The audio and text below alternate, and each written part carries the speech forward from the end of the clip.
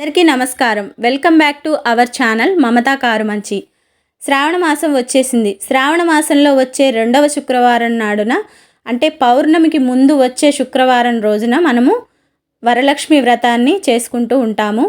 అయితే వరలక్ష్మి వ్రతాన్ని చేయడానికి మనం ఎటువంటి పూజా సామాగ్రిని ఏమేమి ముందుగా అరేంజ్ చేసుకోవాలి? వ్రతము అంటే ఆ రోజు హైరాణ పట్టం కాదు, 2-3 రోజుల ముందు నుంచే మనం ఆ వ్రతానికి సంబంధించిన సామాగ్రి మొత్తం కూడా సిద్ధం చేసుకోవాలి. అది కూడా పూజలో భాగమే అన్నమాట. మనకి పూజకి ఏమేం కావాలనేది కంప్లీట్గా ఈ వీడియోలో వివరించడం జరిగింది. అందరూ కూడా వీడియో ఎక్కడా స్కిప్ చేయకుండా చూడండి. ముందుగా మనకి వ్రతానికి కావాల్సింది పటం, అమ్మవారి పటము. అమ్మవారి పటము ఎప్పుడూ కూడా అమ్మవారు పద్మంలో కూర్చొని ఒక చేత్తో కనకవర్షం కురిపిస్తూ ఒక ఆకుపచ్చ రంగు చీర కట్టుకొని ఇరువైపులా ఏనుగుల బొమ్మలతో ఉన్న అమ్మవారు మన ఇంట్లో ఉంటే, ఆ పటం ఉంటే మనకి చాలా మంచిదన్నమాట. చాలామంది ఇళ్లలో లక్ష్మీ స్వరూపం నిలుచొని ఉంటుంది. అమ్మవారు నిల్చొని ఉన్న పటానికి పూజ చేయటం అంత మంచిది కాదు. ఈ విధంగా ఉన్న పటాన్ని పూజిస్తే మనకి చాలా మంచిదన్నమాట. అటువంటి పటాన్ని ఒకటి మనము ముందుగా సిద్ధంగా ఉంచుకోవాలి. ఇంట్లో ఉంటే ఓకే. అలాగే బంగారు కాసు. వరలక్ష్మి వ్రతం రోజున మనము కొంచెం మొత్తం అయినా బంగారం ఇంటికి తెచ్చుకుంటే చాలా మంచిది అని అనుకుంటూ ఉంటారు. పెద్ద పెద్ద వస్తువులు కొనలేని వాళ్ళైనా సరే, చిన్న రూపైనా సరే అమ్మవారిది ఆ రోజున పూజలో పెట్టి మనము సూత్రాల్లో గుచ్చుకుంటే మనకి చాలా శుభ ఫలితాలు ఉంటాయని భావిస్తారు. సో అమ్మవారి రూపు ఒకటి ఏర్పాటు చేసుకొని ఉంచాలి. అదేవిధంగా గాజులు చాలా ముఖ్యమైనవి. గాజులు ఎందుకంటే అమ్మవారికి మనము పూజలో పెట్టి మనము ధరించాలి. అదేవిధంగా వచ్చిన ముత్తైదువులకు తాంబూలంలో ఈ గాజులని ఇవ్వవలసి ఉంటుంది. ముఖ్యంగా ఎరుపు, ఆకుపచ్చ రంగు గాజులు మాత్రమే మనము పూజలో పెడతాము. అమ్మవారికి ఆకుపచ్చ రంగు గాజులు అంటే చాలా ఇష్టం అంటండి. అదేవిధంగా చీర, చాలామంది ఇంట్లో ఉన్న చీరలు ఏవో పెడుతూ ఉంటారు అమ్మవారికి. అలా కాదు, మనము అమ్మవారి కోసం ప్రత్యేకంగా ఆమె పేరు మీద చీర తీసుకొని పెట్టాలి. అది తర్వాత మనము పూజ ముగిసిపోయిన తర్వాత మనం కట్టుకోవాలి. అదేవిధంగా పీఠం మీద పరుచుకోవటానికి ఒక తెల్లటి వస్త్రము, చిన్న టవల్స్ దొరుకుతూ ఉంటాయి కదా, వాటిని యూస్ చేసుకోవచ్చు. అలాగే జాకెట్ ముక్క మనకి కలసం దగ్గర, అలాగే వచ్చిన ముత్తైదువులందరికీ ఇవ్వడానికి, అలాగే మనం అమ్మవారికి చీర పెట్టేటప్పుడు మళ్ళీ జాకెట్ ముక్కలు కూడా పెట్టాలన్నమాట. ఒక 5 ముత్తైదువులను వేసుకున్నా మనకు ఒక 15-20 జాకెట్ ముక్కలు ఉంటే మనకి సరిపోతాయి అన్నమాట. ఈ జాకెట్ ముక్కల్ని కూడా మనం సిద్ధంగా ఉంచుకోవాలి. అలాగే ఒక 2 కొబ్బరికాయలు, ఒకటి కలశానికి, ఇంకొకటి పూజ ముగిసిన తర్వాత కొట్టడానికి. మీరు అమ్మవారికి బొమ్మ నిలబెట్టుకోవాలనుకుంటే 3 కొబ్బరికాయలు తెచ్చుకోవాల్సి వస్తుంది. అలాగే పీటీ ఒక్కలు, చాలామంది సోంపు ప్యాకెట్లు పెడుతూ ఉంటారు తాంబూలంలో. సోప్ ప్యాకెట్స్ కన్నా కూడా ఒక్కలు చాలా మంచిది. అదేవిధంగా తాంబూలంలో ఇవ్వడానికి ఎండు ఖర్జూరాలు కూడా సిద్ధంగా ఉంచుకోవాలి.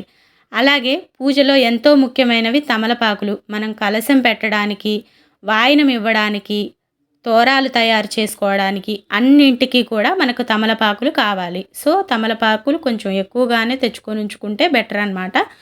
అలాగే పసుపు, కుంకుమ, కర్పూరం. మీకు వీలైతే పచ్చకర్పూరాన్ని వాడుకోండి. పచ్చకర్పూరం అంటే అమ్మవారికి చాలా ఇష్టం. అదేవిధంగా గంధం, అలాగే ఒక దారపు రీలు. మనకి తోరాలు తయారు చేసుకోవడానికి వాటికి దారం కావాలి కదా, సో ఒక దారపు రీలు. అదేవిధంగా అమ్మవారికి ధూపం వేయటానికి అగరబత్తులు. అలాగే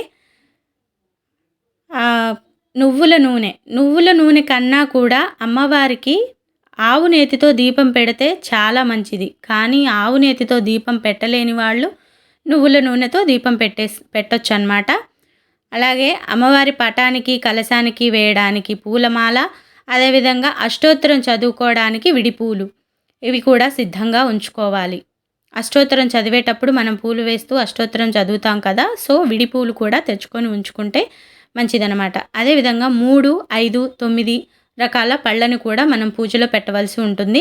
ఎవరి విధానాలకు తగ్గట్టుగా, ఎవరి స్తోమతకు తగ్గట్టుగా వాళ్ళు ఈ పండ్లని తెచ్చిపెట్టుకోవచ్చు. నేనైతే ఒక 3 రకాల పళ్ళని ఎప్పుడూ కూడా పూజలో పెడతాను. అందులో అరటి పళ్ళు ఎక్కువ మొత్తంలో తెచ్చుకోవాలి. ఎందుకంటే మనం ఇచ్చే వాయినాలలో అరటిపళ్ళే ఇస్తాం కాబట్టి. అదేవిధంగా ఒత్తులు, అలాగే వరలక్ష్మి వ్రతకల్పం అని మనకి ఒక బుక్ దొరుకుతుంది, బయట పూజా స్టోర్స్లో దొరుకుతుంది.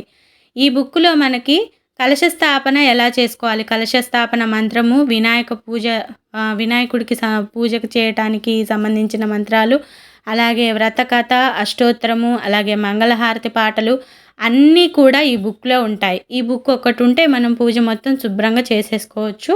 ఈ మధ్య కాలంలో మనకి స్మార్ట్ ఫోన్స్లో కూడా వరలక్ష్మి వ్రతకల్పం పీడిఎఫ్ అని కొడితే, తెలుగు అని కొడితే తెలుగులో వచ్చేస్తుంది. సో అది చూస్తూ చేయొచ్చు. అది స్మార్ట్ ఫోన్స్ లేని వాళ్ళు, అది చదవలేని వాళ్ళు ఈ బుక్ ఒకటి తెచ్చిపెట్టుకుంటే సరిపోతుందన్నమాట. ఈ విధంగా ఇవన్నీ కూడా మనము వ్రతానికి 2 రోజుల ముందుగానే ఇవన్నీ కూడా ప్రిపేర్ చేసుకొని ఉంచుకోవాలి, 2 రోజుల ముందు నుంచే. అందరికీ వీడియో నచ్చింది అనుకుంటున్నాను, ఎంతో కొంత యూస్ఫుల్ అవుతుంది అనుకుంటున్నాను.